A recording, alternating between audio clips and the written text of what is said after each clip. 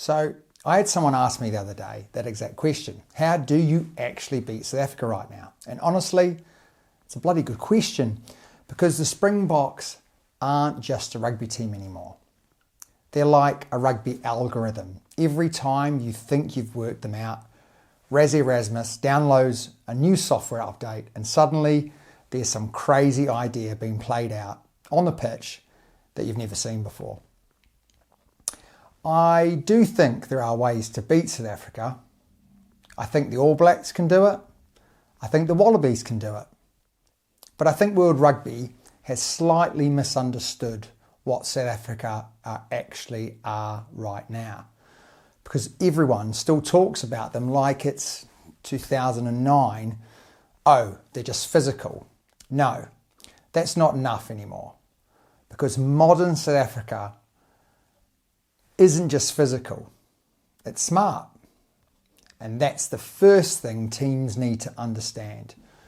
You're not playing checkers against South Africa, you're playing chess. Actually, scratch that. Razzie probably is playing 3D chess while the rest of us are trying to work out where the bloody board is. Everything they do has layers behind it. Selections, substitutions, tactics, kicking pressure. They're consistently adapting.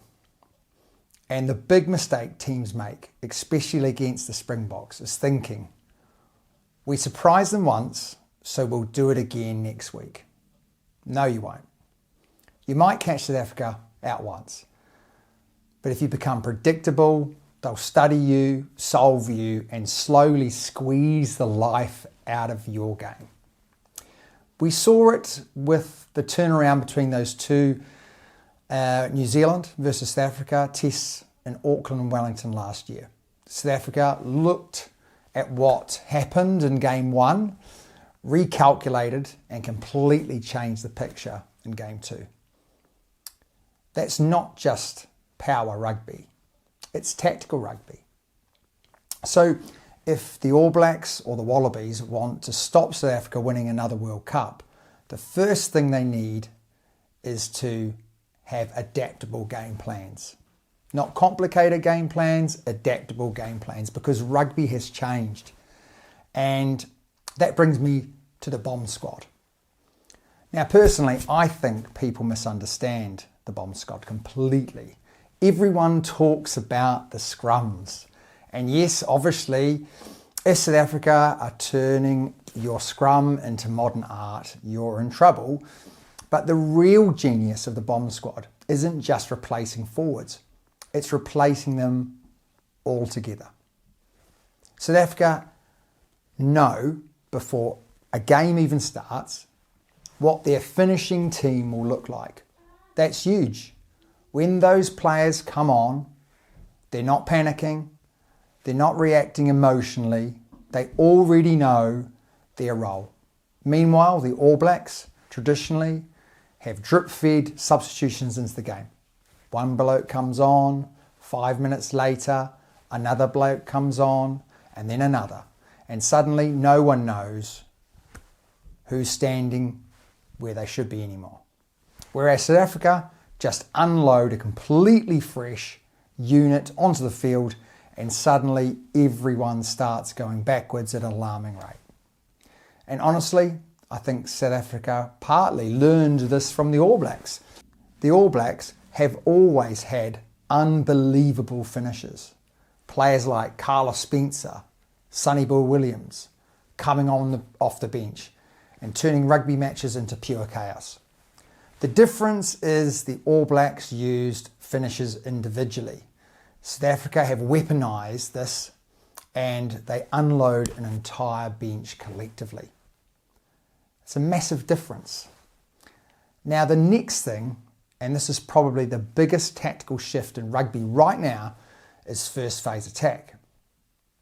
Modern defensive systems are ridiculously good now. Second phase, third phase, fourth phase. Teams defend this stuff all week. So if your big attacking strategy is, right boys, phase 7's where we're going to get them, good luck. Because by phase 7, South Africa are probably already folding you into camping chairs. The best chance to attack in modern rugby is first phase ball. That's where the spaces, scrums, lineouts are the only moments where you can almost guarantee where defenders are standing. And if you don't score from first phase, it's okay. Because what you really are trying to do is create chaos and space. Unstructured play, broken field, scrambling defences. That's where teams become dangerous. Because South Africa, like all great defensive teams, love structure. They love getting set. They love connecting defensive lines. They love slowing, suffocating you. So once you create momentum, you cannot slow the game back down again. And this is where I think rugby is changing immensely. Too many teams still make line breaks, then immediately go back into 1 out forward carries. Another pod, another pod, another pod. Mate, at some point, you're just helping the defence. You've got to keep the ball alive. Offloads, support runners, quick movement, making defenders turn and reconnect. That's why teams like France, Scotland have looked really dangerous recently. They are willing to attack from deep, and that links into another big point. Sometimes in modern rugby, you actually need to go backwards to go forwards. Now I know old school rugby people absolutely hate hearing that. For years, rugby has been obsessed with the gain line. Everything was win collisions, front foot ball, get over the advantage line. And yes, you still need powerful carriers. You still need release valves.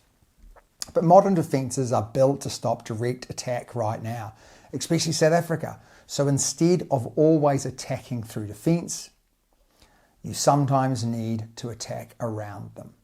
Because thanks to kicking pressure and the 50-22 rule, defenders can't flood the front line anymore. There's naturally more edge space than ever before, which means if you're willing to play deeper, wider, eventually defenders are forced into impossible decisions. Do they stay back? Do they step up? Either way, space appears from somewhere. Now, all of this only works if you keep the ball and stay squeaky clean. Because against South Africa, penalties basically means points, especially with guys like Andre Pollard.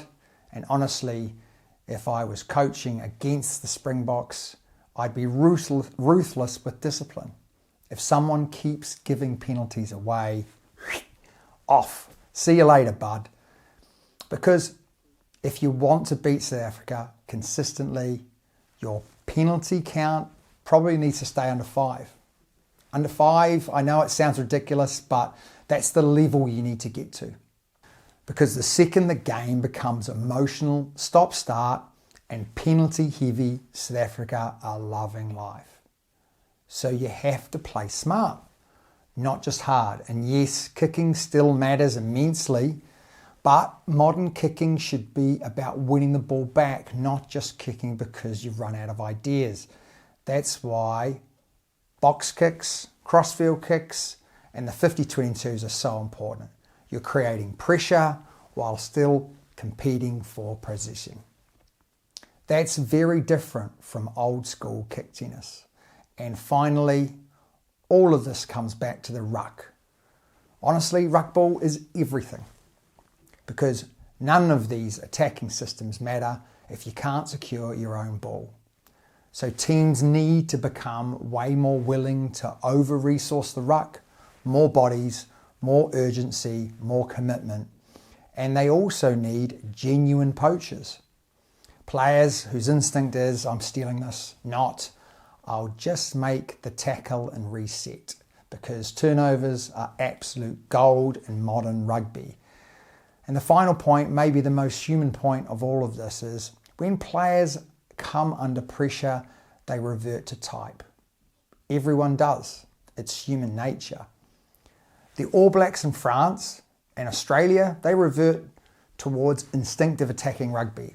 South Africa will revert towards direct physical rugby. England do the same. So your game plan has to account for this. You don't just need to survive South Africa's structure. You need to survive what they become when pressure hits. Because when the Springboks feel pressure, they don't panic. They lean hard into what and who they are. And honestly, that's why the rivalry between the All Blacks and South Africa is so brilliant. Each team's greatest strength attacks the other team's greatest weakness. That's why the games are always violent, chaotic, tactical, emotional, and usually terrifying if you support either side. And that's why stopping South Africa from winning another World Cup is probably the hardest challenge in rugby right now. If you enjoyed this video, make sure you subscribe, like, and share it around. I'll be back next Tuesday at 6 p.m. with another video. And until then, check out the Super Rugby podcast and get over with me and Toby on YouTube, Spotify, and all your major podcast platforms. See you next time.